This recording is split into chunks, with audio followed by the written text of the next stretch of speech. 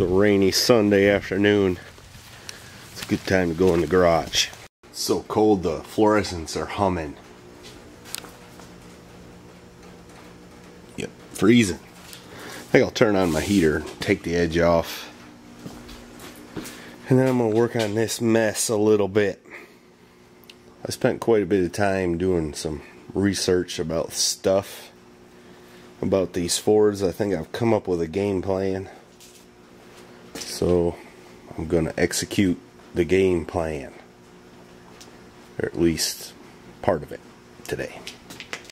I made that little video the other day, kind of tongue-in-cheek. I really don't have nothing against Fords, other than I prefer Chevys. At work we have at least 8 of those trucks with that 6-liter.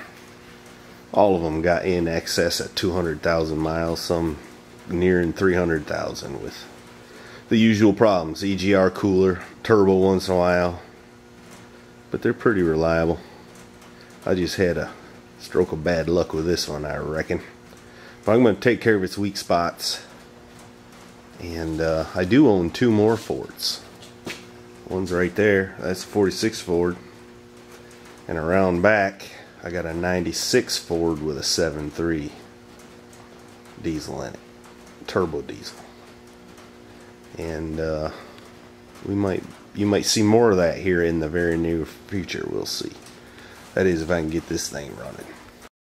Alright, I've just been standing on my head under the hood trying to find that ball bearing that came out of there. Obviously it went into the engine somewhere, but it's nowhere visible that I can find. I probed around in there with a magnet and stuff. I guess I may hope that gravity did its job and it's down in the bottom of the oil pan. The thing ran after this happened, and there was no scary noises.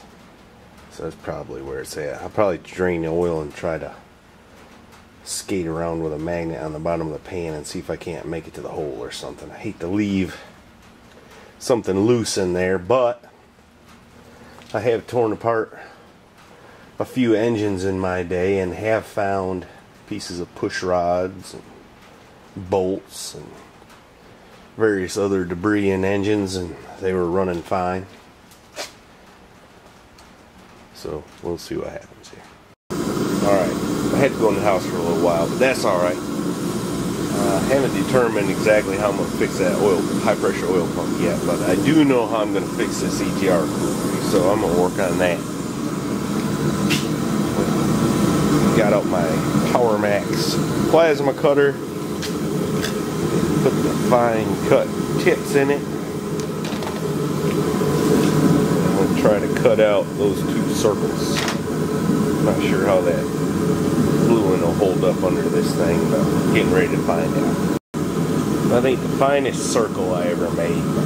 Let's see if I can do better on the next one. Well, I just did a real dumb thing.